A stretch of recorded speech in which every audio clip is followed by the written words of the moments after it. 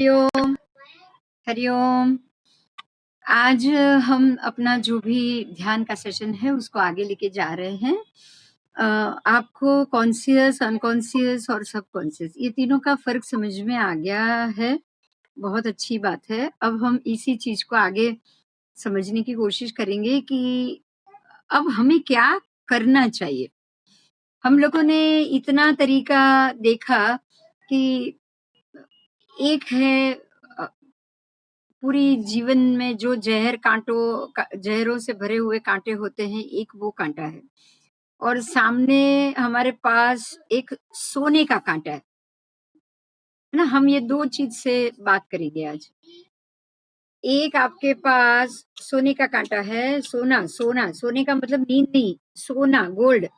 सोने की सुई है जो कांटे के बराबर है और उससे हम अपने जितने भी कर्म लगे हैं वो सारे कर्म को जहर समझ के उस सुई से कुतर कुतर के बाहर निकाल रहे। ये प्रोसेस है, जैसे ही पैर में या कहीं शरीर में कोई कांच या कांटा चुभ जाए तो उसको हम ज्यादा समय तक अंदर नहीं रख सकते। क्यों? क्योंकि उसका कारण है, अगर आपने वो कांटे को अंदर रख लिया तो उसमें पस हो सकता है, सूजन आ सकती है, वो सड़ सकता है, कुछ भी हो सकता है। इसीलिए किसी भी अनवांटेड चीज, जैसे आप कह सकते हो पॉजिटिव चीज ना हो, ऐसी किसी भी नेगेटिव चीज को हमें अपने शरीर या मन के अंदर नहीं रखना चाहिए। ये बात तो तय है कि ऐसी कोई भी नेगेटिव अगर पॉजिटिव ना हो और जहर जैसी कोई चीज हो, अगर वो हमारे शरीर में आ जाए तो वो बहुत बड़ा सड़ा उत्पन्न कर सकती है। शनय प्लीज, वो बहुत बड़ा सड़ा उत्पन्न कर सकती है। अब हम यहाँ से ही आगे जाए कि जो पुराना लगा हुआ पत्थर, कर्मों के थर जो लगे हुए हैं, उसको हमें अगर कुतरना है, उसको हमें वहां से हटाना है तो उसके लिए हमें सोने की सुई चाहिए। क्योंकि वो आप ऐसे ही किसी लोहे के चम्मच से या लोहे की सुई से या लोहे के बड़े से किसी भी चाकू या छुरी से आप खरोच खरोच के नहीं निकाल सकते।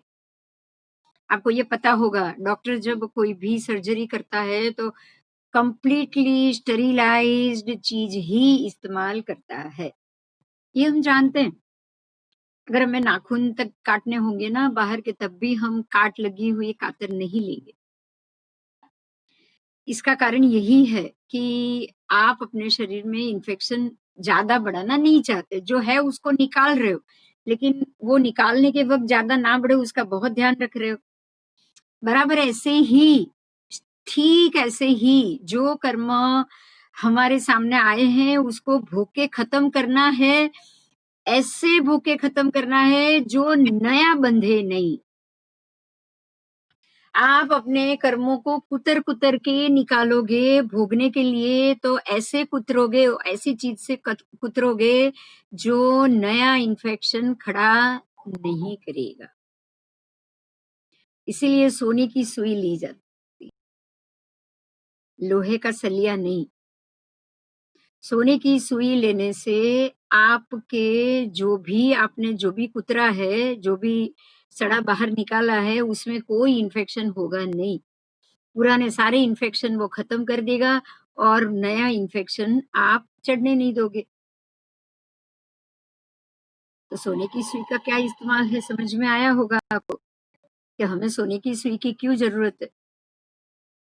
क्योंकि हम अपने पुराने थर जो जमा हुए हैं, जो इन्फेक्शन है, जो कचरा है, जो सड़ा है, सड़ा और कचरा ही कहूंगी, जो भी कर्म है, चाहे वो बहुत पुण्य वाले भोगने के हो, चाहे राजा बनाने के हो, चाहे चक्रवर्ती बनाने के हो। आप अगर चक्रवर्ती बने ना, पूरी दुनिया का राजा बने ना, तब भी वो पुण्य कचरा ही होता है। क्योंकि यही एक जगह है, ये पुण्य का बंध है। आप पुण्य भोगने के लिए राजा बनोगे, तो राजा बनने के लिए कितने-कितने राजाओं को आपको मार के खत्म करना पड़ेगा, दबा के रखना पड़ेगा। आज एक सोल्जर बन रहा है ना, सैनिक बन रहा है ना, देश की रक्षा का सोचकर, तो उसको सामने कितने ऐसे सैनिक जो अपनी देश के लिए लड़ रहे हैं, उन सबको खत्म करना पड़ेगा। ये एक पुण्य है, बहुत अच्छा पुण्य है कि आप देश की रक्षा कर रहे हो, लेकिन वो पुण्य भोगने के लिए दूसरे कितने ढेर सारे पाप बांधने पड़ते हैं। आपको ये बता दूं, अगर कोई चक्रवर्ती बनेगा ना, वो अगर अपने उसी जन्म में उसने मोक्ष नहीं पाया ना, तो सीधी 7वीं नरक में जाएगा। कहीं और जगह ही नहीं उसके लिए। वासुदेव चक्रवर्ती और प्रतिवासुदेव अपना पुण्य उस कक्षा का भोगने के बाद सीधे 7वीं नरक में जाते हैं। पूरे 6 खंड का राजा बने हैं वो, और 6 खंड के राजा बनने के बाद जब दूसरा जन्म लेना है तो सीधा 7वीं नरक। क्यों? इतना ज्यादा पुण्य, इतना बड़ा पुण्य मिला है, तो वो पुण्य भोग के क्या नया पुण्य नहीं बनाया उन्होंने? नया एक ही पुण्य बना सकते हो, सीधे मोक्ष का। लेकिन आपके कर्म बाकी है, तो वो चाहकर भी मोक्ष नहीं जाएंगे। उनकी मर्जी होगी तब भी नहीं जा पाएंगे। रावण नहीं गया, जा पाया, उसकी मर्जी थी लेकिन नहीं जा पाया। कृष्ण जी मर्जी थी लेकिन नहीं जा पाए।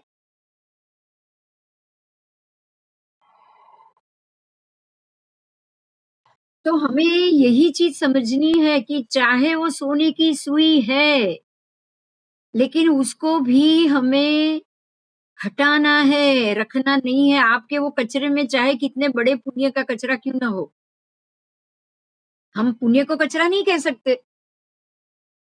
है ना? हमारे घर में जो भी बेकार चीज है उसको हम कचरा कहेंगे, काम की चीज को कचरा कहेंगे क्या?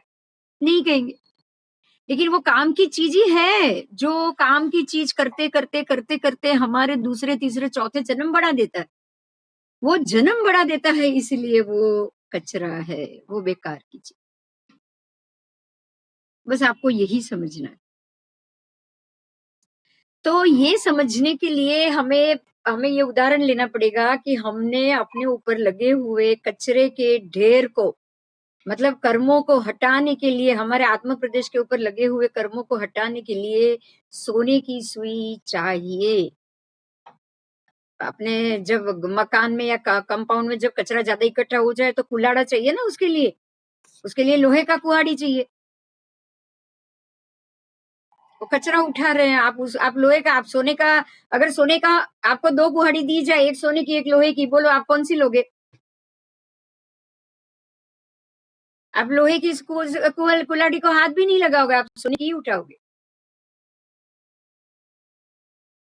क्योंकि इतना पता है कि सोने की चीज से कहीं भी लग जाएगी तो आपको इन्फेक्शन नहीं करेगी, लेकिन लोहा अगर कहीं लग गया तो आपको इन्फेक्शन भी होगा, आपको टिटनेस के इंजेक्शन भी लेने पड़ेंगे, और आपको टिटनेस की वजह से डेथ तक हो जाती है। इतना बड़ा प्रॉब्लम हो जाता है। तो आप क्या पसंद करोगे? लोहे की सुई पसंद करोगे या सोने की सुई पसंद करोगे? अब हमें ये देखना है कि लोहे की सुई और सोने की सुई और कचरा, ये तीनों चीज को हम देखेंगे। अब हमारे सिर्फ ये 3 चीज हमारे सामने आनी चाहिए, चौथी चीज ही नहीं आनी चाहिए। एक तो है कचरा, वो है हमारे आत्म प्रदेश पर लगे हुए कर्मों के ढेर, और वो वक्त बेवक्त हमारे सामने आ जाते हैं। जो भी हमारे सामने उपस्थित हुआ वर्तमान में, वो हमारे संचित कर्म है, जो भोगने के लिए उपस्थित हुए हैं।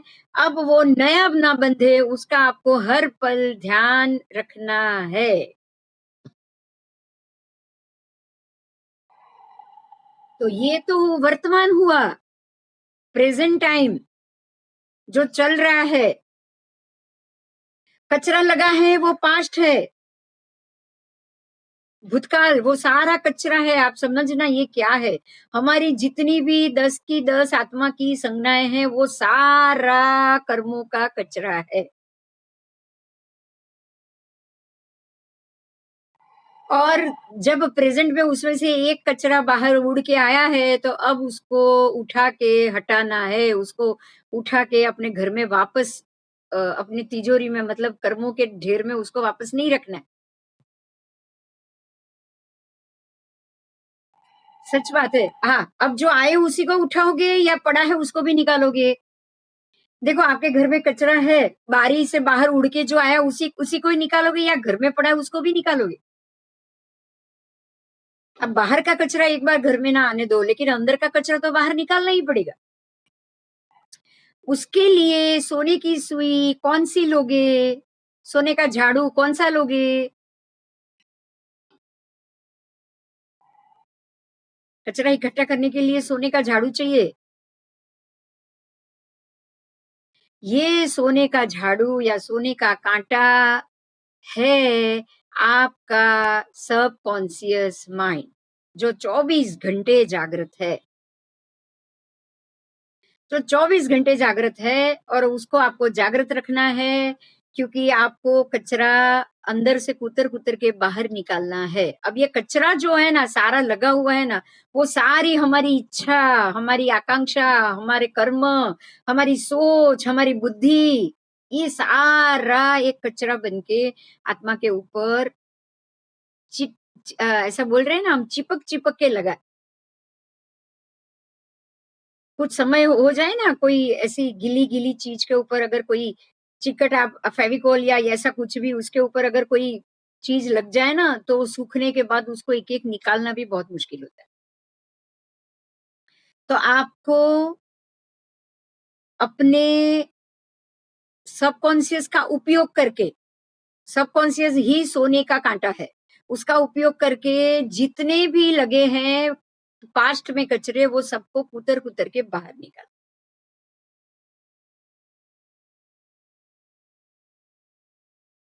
जो जो व्यक्ति ये कुतर के बाहर निकालेगा, क्या वो नया लगने देगा? आप ये सोचो।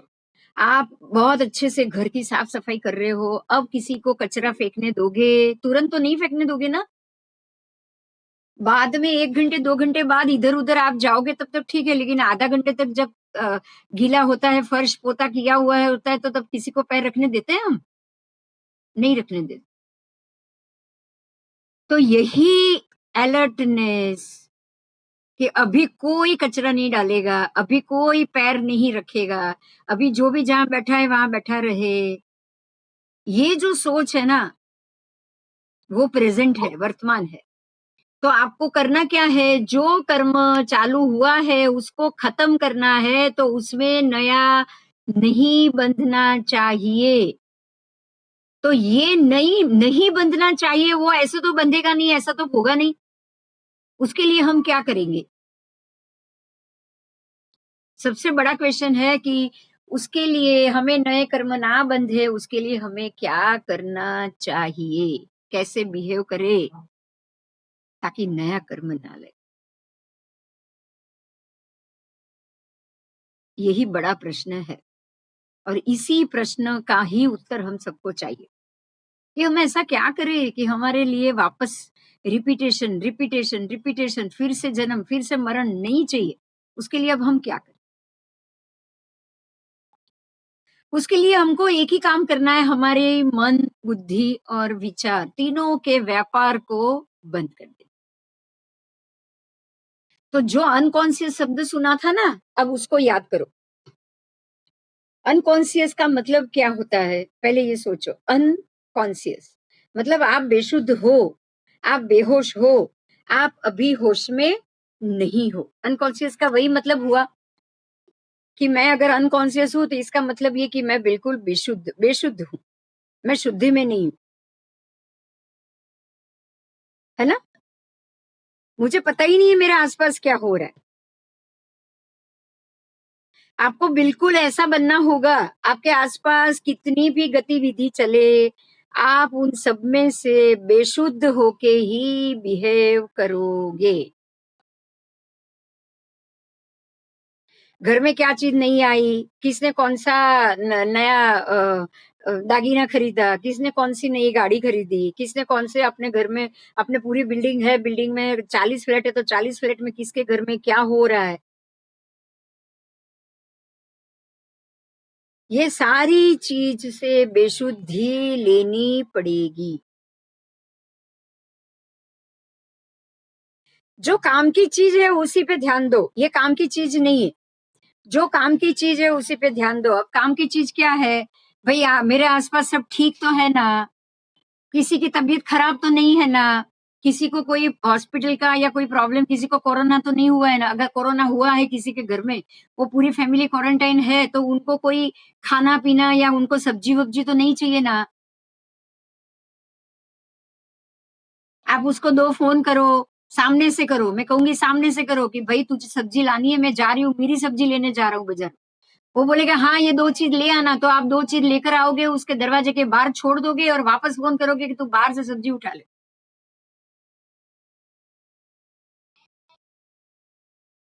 समझ में आ रहा है मेरा कहना? आपको काम की चीज़ में, किसी को मदद की चीज़ में कभी भी पीछे नहीं हटना है। लेकिन उसके अलावा की सारी चीज़ों को बंद करके बेशुद्ध बन जाओ, बिल्कुल बेशुद्ध बन जाओ। चाहे घर में पिक्चर चल रहा है, टीवी चल रहा है या मैच चल रही है, कुछ भी चल रही है, लोग देख रहे हैं, सबका ध्यान है, आपका ध्यान, हर एक ओवर, हर एक बॉल, हर एक रन, ये सब में से हट के बाहर आ जाना चाहिए।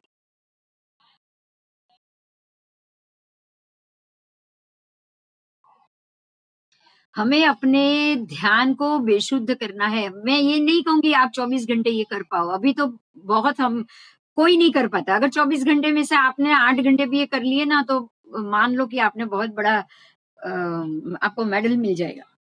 आप अपने दिन के 2-3 घंटे भी इसके लिए निकाल सकते हो।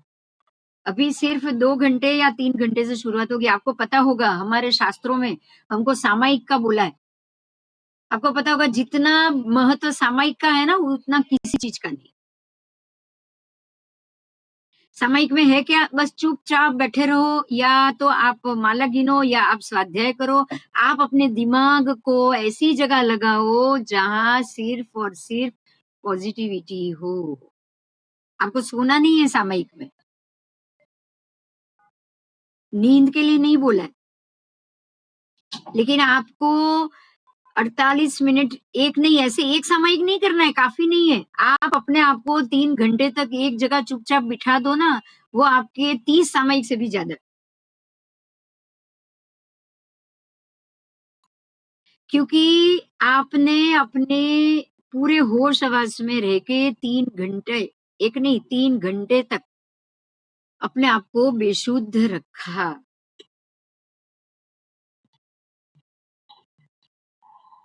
अब देखो बहुत महात्मा आप हिंदू धर्म में भी जाओ, कोई भी धर्म है, इसमें कोई धर्म का नाम नहीं आएगा।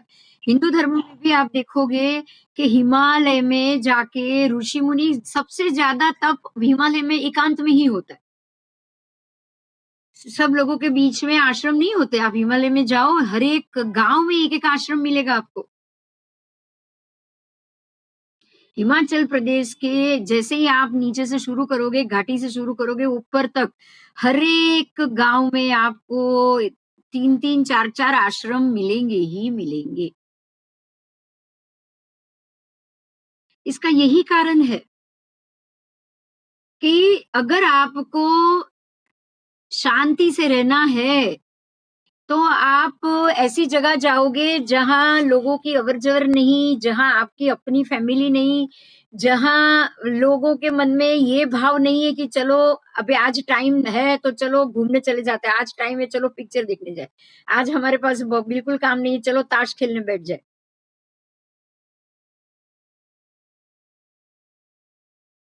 ऐसी चीज़ें नहीं करने के लिए ही सन्यासी या वैरागी लोग हिमाचल या हिमालय में जाकर रुकते हैं।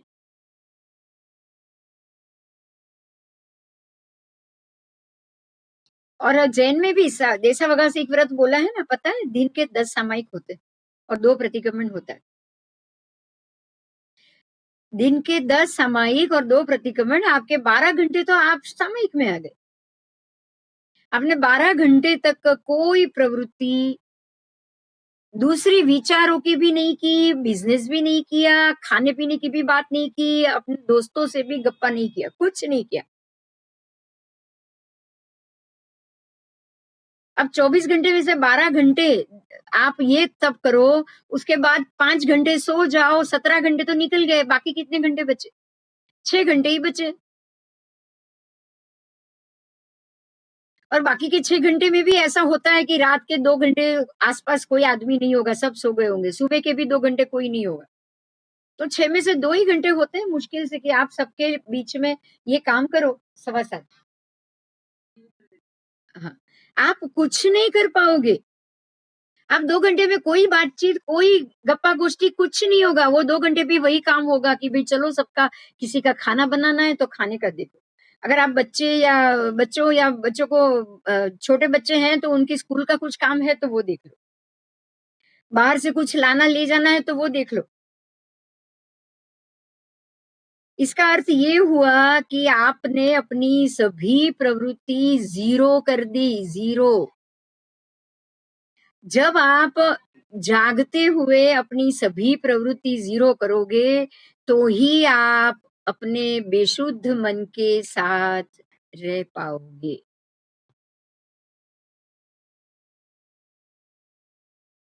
और बेशुद्ध मन के साथ रहना ही, उसके साथ रहना ही आपके सबसे बड़े सुई के काँटे से, सोने के काँटे से सारे कचरे को हटाना मुमकिन हो पाएगा। ये सही बात। इसीलिए संसार में रहते हुए, घर परिवार में रहते हुए कभी भी मोक्ष की साधना नहीं होती, बहुत कम होती है, बहुत कम। उसमें भी आपको कम से कम खाली 1 घंटा या डेढ़ घंटा मुश्किल से लोगों के बीच में रहना है, लोगों को उसका हाल पूछना है, बाकी अपने काम में लग जाना है। शांति में शांत होके एक जगह पर बैठना है।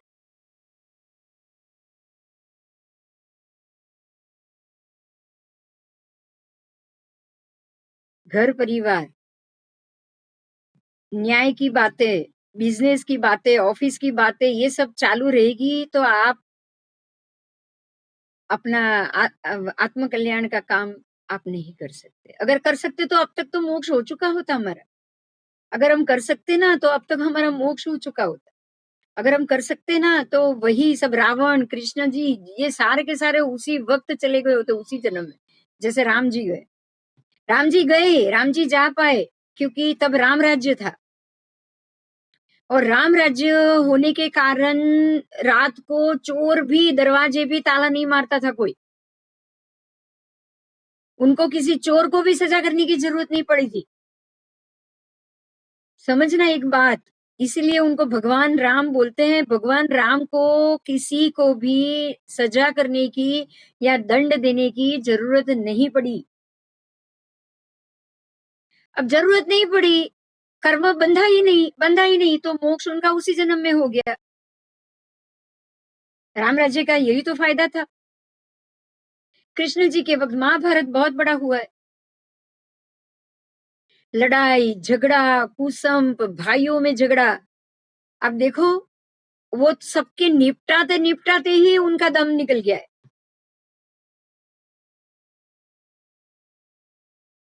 और वो निपटाने के लिए सबको किसी न किसी को उनको सज़ा देनी पड़ी। शिशुपाल का वध करना पड़ा, जरासंध का वध करना पड़ा।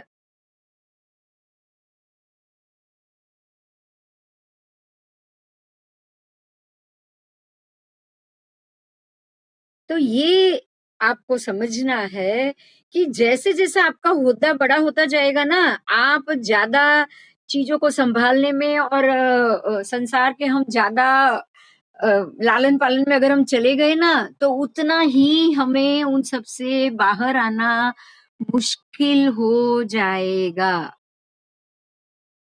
जो व्यक्ति ये चाहे कि मुझे अ, ये मोक्ष मार्ग का साधन करना है, उसे अपनी सभी प्रवृत्तियों को अंकुश लाना ही पड़ेगा। अपनी सभी प्रवृत्तियों में से उसको बाहर आना ही पड़ेगा। घंटों तक ध्यान और जाप निकालने पड़ेंगे, ध्यान में और जाप में निकालने पड़ेंगे। घंटों तक सामायिक जैसा काम लेकर बैठना पड़ेगा, आप उसमें चाहे पढ़ो, कुछ भी करो। माला भी गिन सकते हो, माला गिनने में कोई दिक्कत नहीं।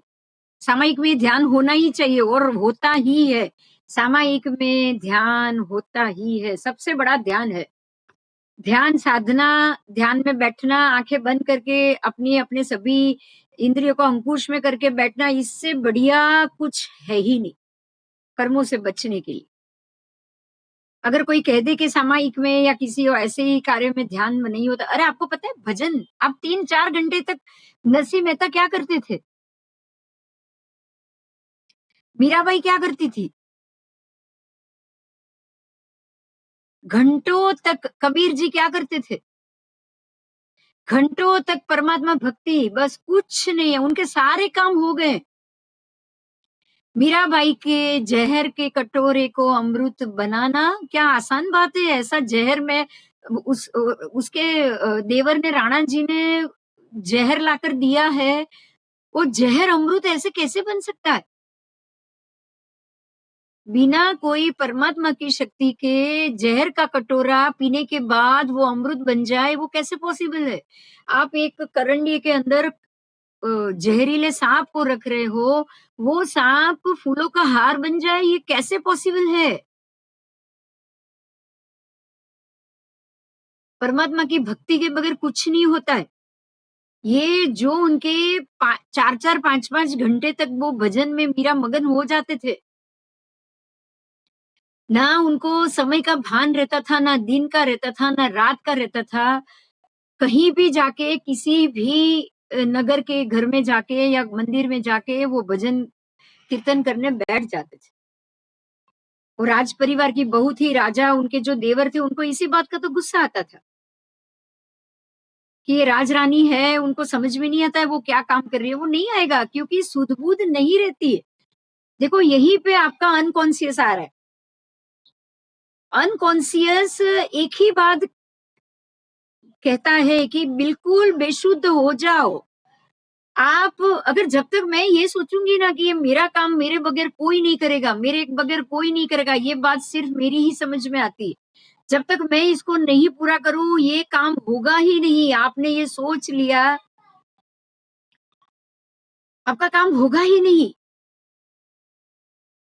आप बेशुद्ध बन जाओ, आप ये बोलो, आप ये सोचो कि मुझे मुझे कुछ नहीं मालूम, ये मेरे से हो ये करने वाली मैं हूँ ही नहीं, अपने आप होगा ही होगा, ये काम होगा ही होगा। और कुछ मत करो, एकदम सरेंडर हो जाओ, बिल्कुल सरेंडर। नरसिंह मेहता को बोला गया कि आपको वो छाप भरनी है, बेटी की शादी है, आपको छाप भरनी है और आप कहीं से भी पैसे लेकर आओ। आप कहीं से भी पैसे लेकर आओ। कुंवरबाईનું मामेरू आपको पता होगा कुंवरबाई का मामेरा।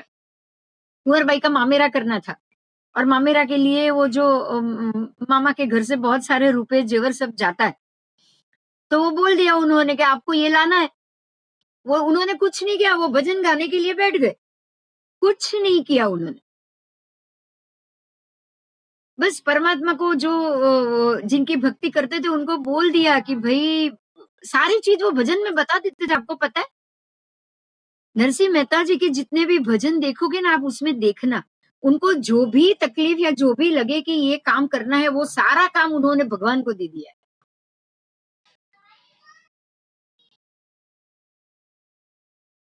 मामेरा भरना था, तुलसी का पान लिया, पत्ता लिया और वो छाप ली, छाप में तुलसी का पान रख दिया, बस।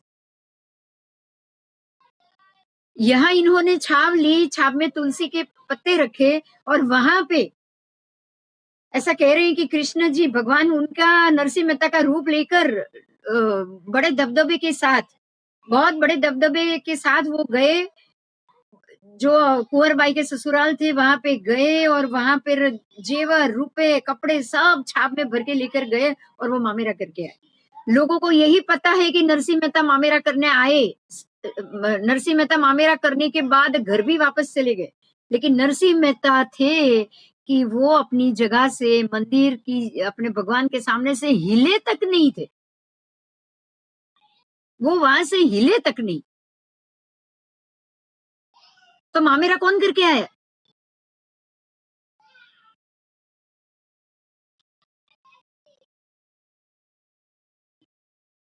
हमें यही यही चीज़ को सोचना है कि ये कैसे हुआ? ऐसे ही दूसरा उनका इनकी दूसरी बात है वो हुंडी की बात थी, हुंडी। हुंडी होती है ना अगर आपको उसको आप ये कह सकते हो हुंडी का मतलब जामीन पत्र या ऐसा कुछ, कि आपके जहाँ पे कोई जगह कोई कंपनी में आपका अकाउंट चल रहा हो और आप वहाँ पे आज हवाला बोलते हैं आज के समय में, आप वहाँ जाकर एक लेटर लिख कर दो कि भई इनको मेरे अकाउंट से आप इतने रुपए दे देना। तो वो व्यक्ति को आपके आपके लेटर साइन किए हुए लेटर से उनको वहाँ वो पैसे दे दिए जाते हैं। ऐसा कुछ वो सिस्टम तब हुंडी बोला जाता था उसको। तो तब भी हुंडी की ज़रूरत थी। उन्होंने एक सेठ के नाम पे ऐसे ही हुंडी लिख दी और ऊपर लिख दिया पेड़ी का नाम क्या तो क्या क्या लिखा मालूम है आपको वो पेड़ी का नाम? शामल शाह सेठ। शामळा गिरधारी मेरी हुंडी स्वीकारो महाराज रे शामळा गिरधारी। आपको पता है ये भजन? उन्होंने क्या किया शामल शाह सेठ के नाम पे हुंडी लिख दी और नीचे वो लिख दिया ऊपर लिखा शामल शाह सेठ नीचे लिख दिया कि भाई ये व्यक्ति आपके पास आएंगे और उसको 5,000 रुपया चाहिए आप मेरे अकाउंट से दे देना। हुंडी लिखकर नीचे साइन कर दी नरसिंह मेहता। लेटर दे दिया जिसको पैसा देना था और वो खुद भजन जाकर बैठ गए भजन गाने के लिए। उन्होंने क्या गाया पता है? मेरी हुंडी स्वीकारो महाराज रे शामळा गिरधारी। वो शामळा कौन है? शामळा गिरधारी, कृष्ण को। और मेरी हुंडी शामळ शाह के हाट रे। मतलब ये हुंडी जाएगी कहाँ? तो शामळ शाह के हाट पे। अब तो भगवान को चिंता करनी है। अब आगे चिंता कौन करेगा? अब अगर भगवान ने चिंता नहीं की, भगवान जाके वहाँ नहीं पहुँचे, तो नाम किसका खराब होगा? सामरस्य का खराब होगा। भगवान खुद वहाँ गए, व्यापार का रूप लेकर बैठे, वो आदमी आया एड्रेस ढूँढते हुए भी सामरसा सेठ की पीढ़ी कौन-सी है? तो सामरसा सेठ की पीढ़ी पर वो पहुँचा, भगवान ने उसको पैसे दिए और काम हुआ और ये आदमी ने आकर बोल भी दिया कि भैया आपके पैसे मुझे मिल गए।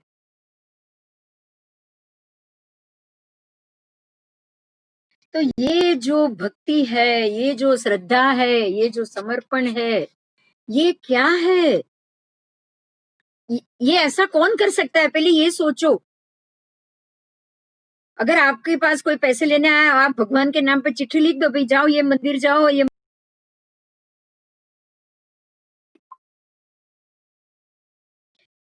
समझ में आ रही है ना मेरी बात? ऐसा कब हो सकता है?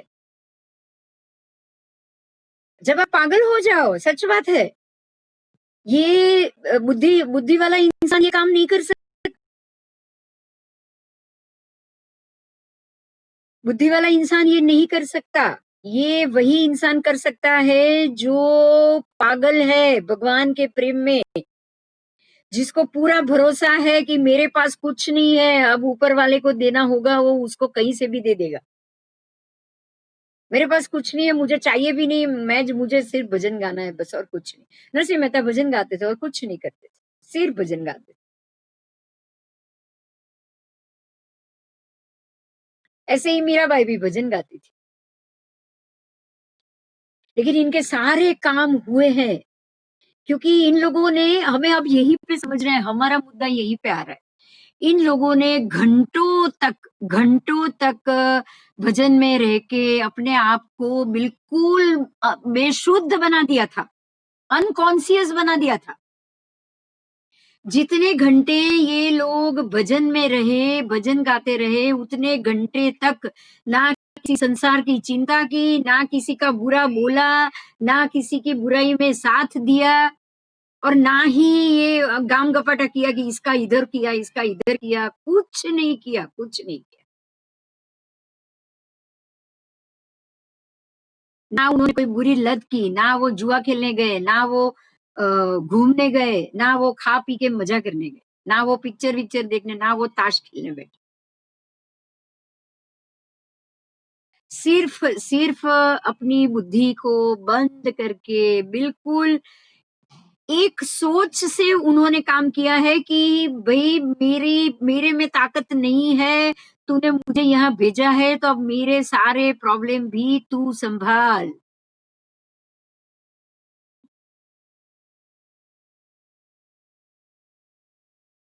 उन्होंने अपने आप को बेशुद्ध बना दिया।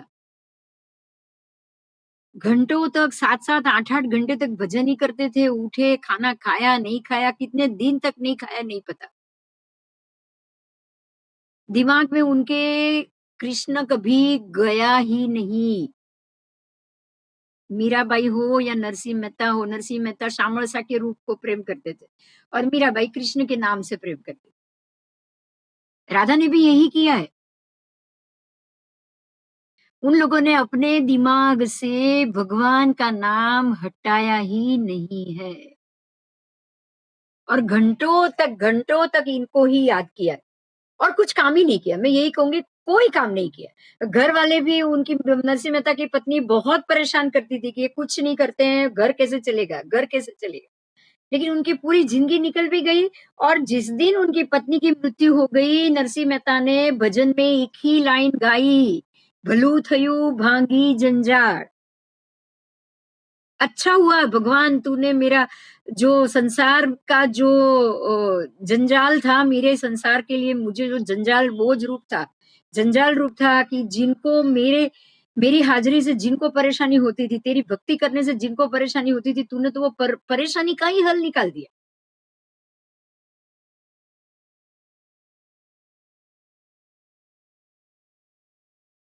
अपने ही फैमिली मेंबर के चले जाने को अगर आप जंजाड़ खत्म हुई है सोचोगे ना जिस दिन,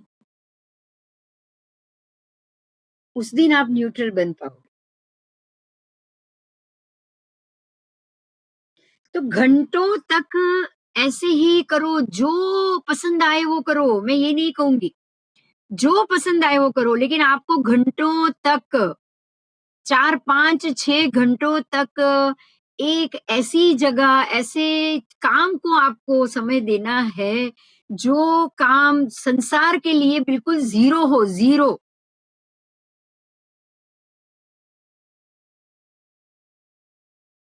अगर सामायिक कर रहे हो, सामायिक करो, ध्यान कर रहे हो, ध्यान करो, जाप कर रहे हो, जाप करो। कोई पढ़ाई कर रहे हो, पढ़ाई करो, घंटों तक पढ़ाई करो, कोई प्रॉब्लम नहीं है। पढ़ते रहो, पढ़ते रहो, पढ़ते रहो। भजन सुनना है, सुनते रहो। लेकिन ये सुन के उतने घंटे तक आप दूसरे पंचायत से बाहर रहोगे, तो इसका अर्थ ये हो गया आप अनकॉन्शियस में हो। आप अपनी बेशुद्ध अवस्था में हो। आपको वर्तमान कुछ नहीं मालूम, क्या चल रहा है नहीं मालूम, वर्तमान तो चल ही रहा है। आप अगर भजन कर रहे हो, आप अगर जाप कर रहे हो, तो आपका कॉन्शियस बहुत बढ़िया काम कर रहा है।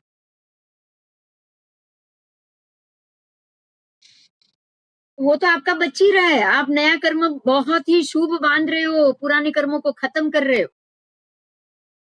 तो ध्यान करना, जाप करना, पढ़ाई करना, धर्म की बात हाँ, ऐसे पढ़ाई नहीं फिर कोई भी कॉमिक्स लेके बैठोगे तो नहीं चलेगा। गेम खेलने बैठोगे तो भी नहीं चलेगा। घंटों तक स्वाध्याय करना, 4-5 घंटे तक, यही आपको अपने ये सोने की सुई है।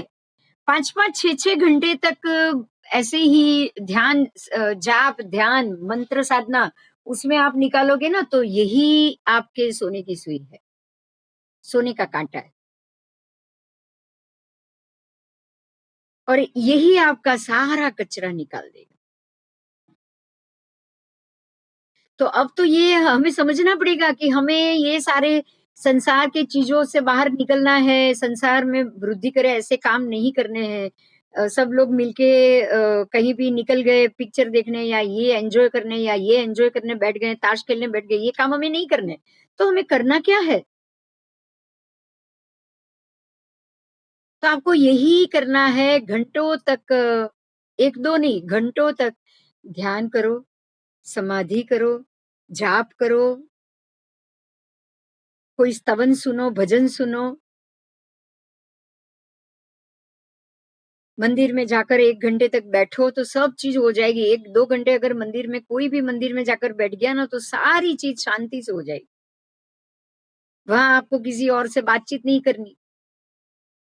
पूजा पाठ करो, उसकी जो विधि है वो करो, उसके बाद माला भी गिनो, उसके बाद जो भी 1-2 घंटे तक आपको जो स्तवन गाना है, जो गाना है वो भगवान के सामने बैठ के गाओ।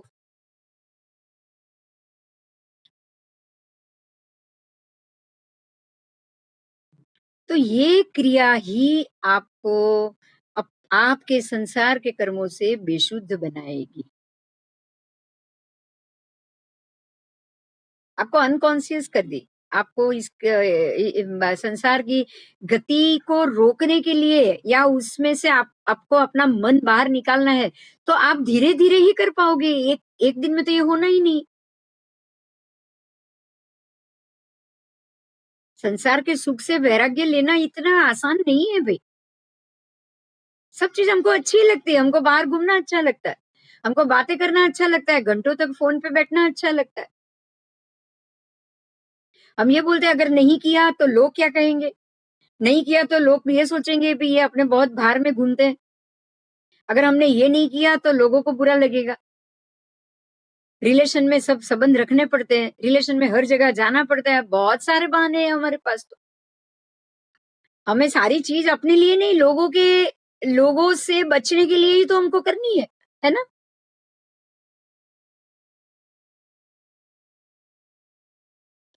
तो जिस दिन हम ये सोच लें कि हमें अपने आप को अपनी ही चिंता करने के लिए वक़्त देना है, सोचना है, समझना है, उस दिन आप कम से कम दिन के 4-5 घंटे ऐसे होंगे जो आप अपने लिए निकालो।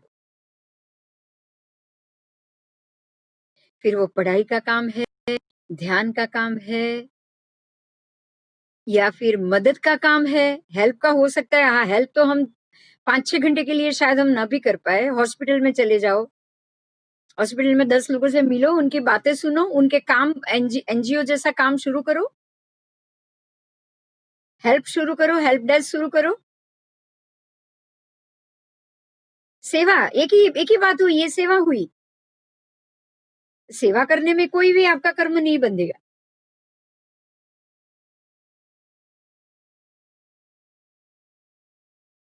है ना?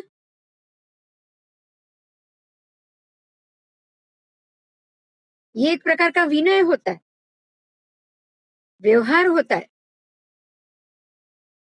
कि आप कैपेबल हो तो जो बीमार है उसको या जाके हाल-चाल पूछो, उनको क्या चाहिए वो पूछो। हॉस्पिटल में ऐसे बहुत से लोग होंगे आपको वो जो जनरल वार्ड है उसमें मिलेंगे कि जो उसकी फैमिली यहाँ आई भी नहीं होगी उसके पास। वो फैमिली इसलिए नहीं आई होगी क्योंकि उसके पास पैसे नहीं होंगे। तो उनको पैसे की भी ज़रूरत है, उनको इंसान की भी ज़रूरत है, उनको दवाई, फल, फ्रूट सब चाहिए। ये तो विनय हो गया, ज़रूरी काम हो गया। ठीक है? तो आज ये मुद्दा था कि अनकॉन्शियस क्या है और हमें अनकॉन्शियस होके क्या-क्या करना चाहिए।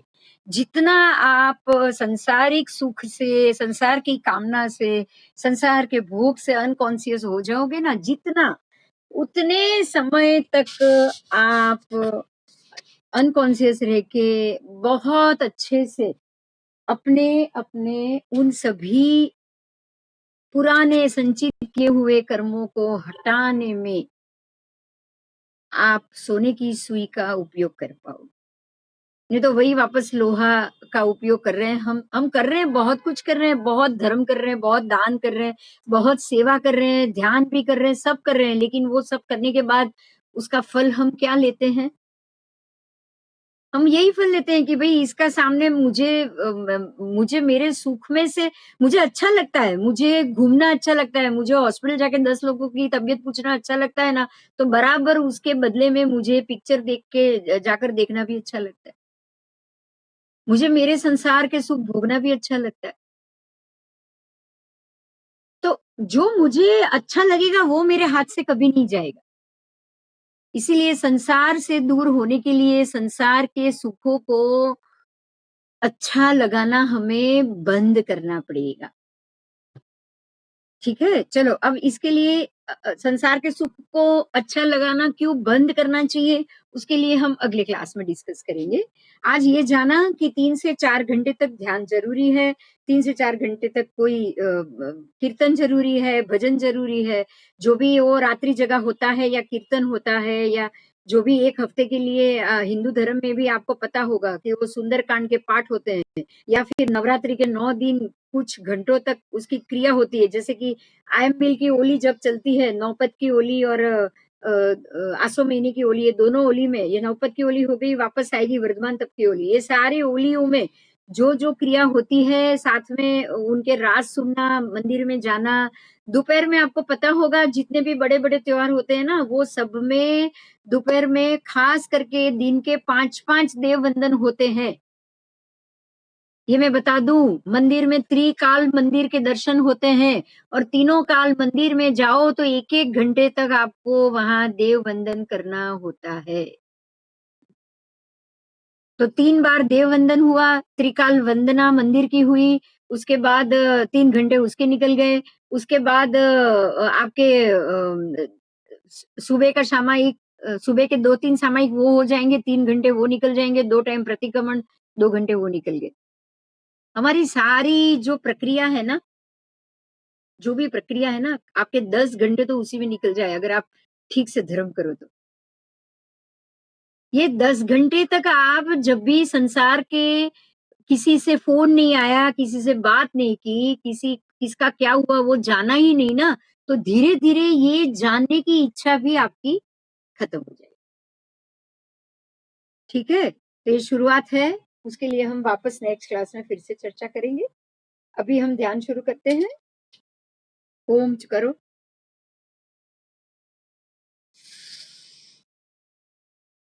ओम।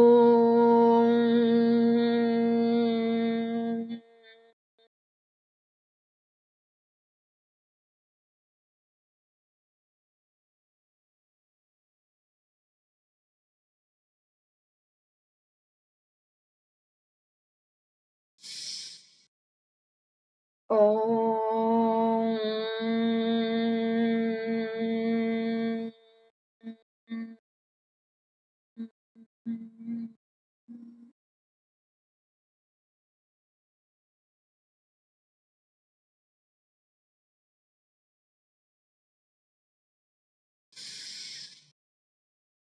ओम।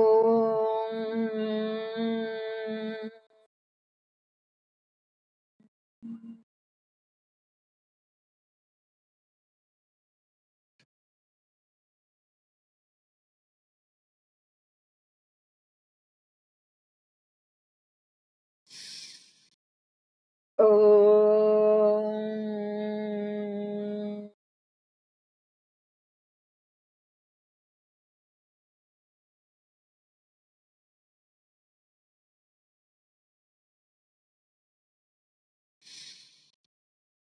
ओम।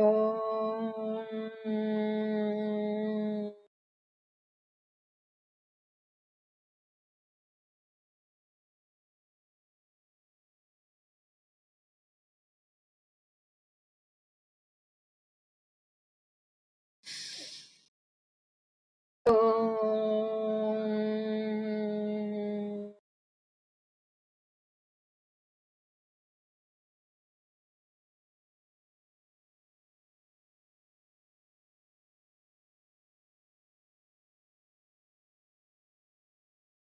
ओम।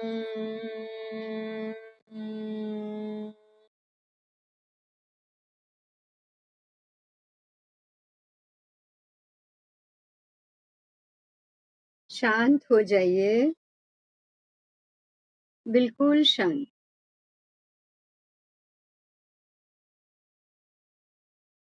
कोई भी आगे-पीछे की गतिविधि आपके ध्यान में नहीं आनी चाहिए। 5 मिनट बिल्कुल शांत ध्यान कीजिए।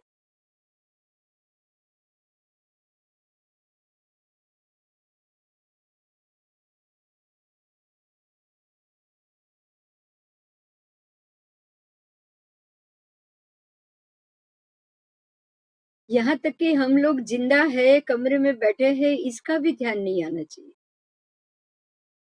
बिल्कुल बेशुद्ध हो जाओ।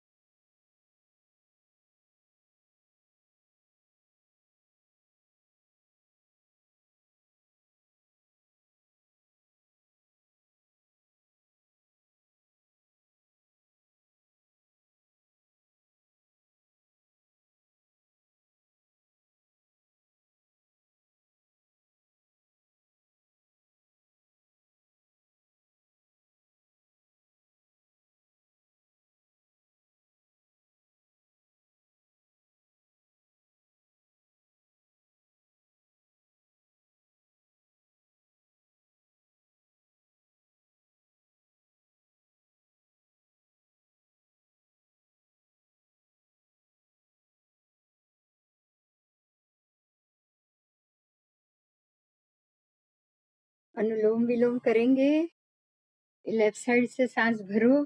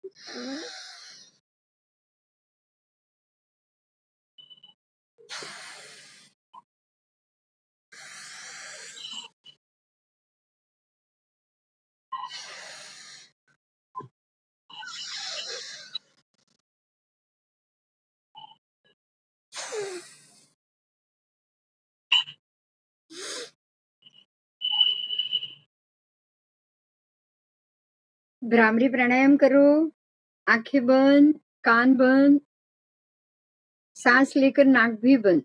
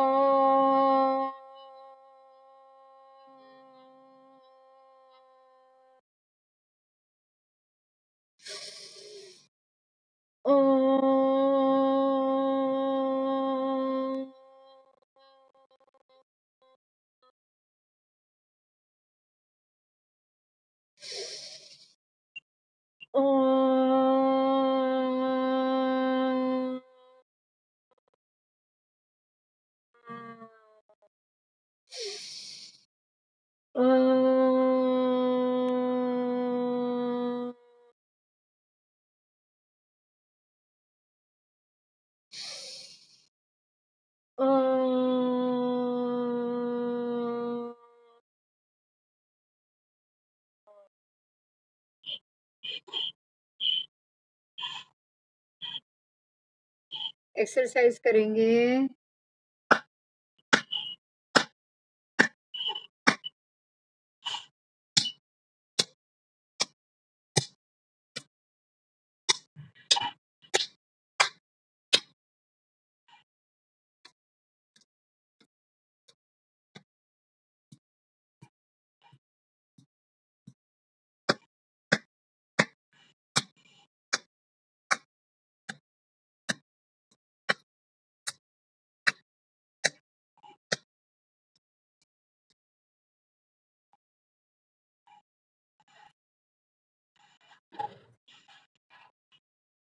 दो हाथ घिसिए, आंखों पे लगाइए।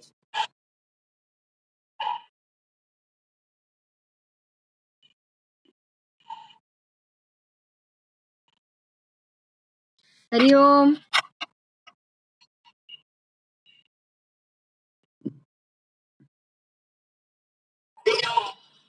हरिओम। हरिओम। हरिओम। हाँ जी। बस बाकी आप मिल रहे हो, अभी 9 बजे आप आ रहे हो। आपका नाम पढ़ा? नाम पढ़ा? आपका नाम पढ़ा? आपका नाम है, आपका नाम है परफॉर्मेंस। हाँ जी। हाँ। मेरे तक पहुंच गया था तो मैंने गाना बना के लगा दिया है, सरप्राइज आपके लिए।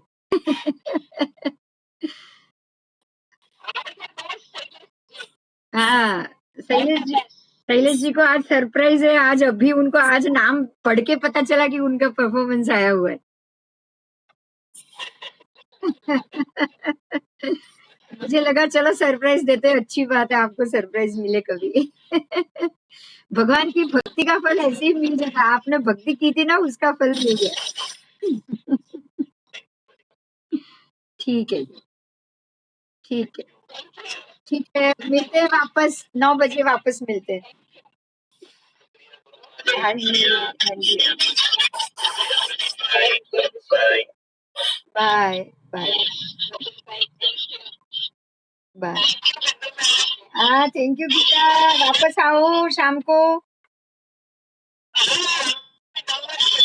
हाँ, 9 बजे वापस मिलते हैं। ठीक है, चलो। हरिओम।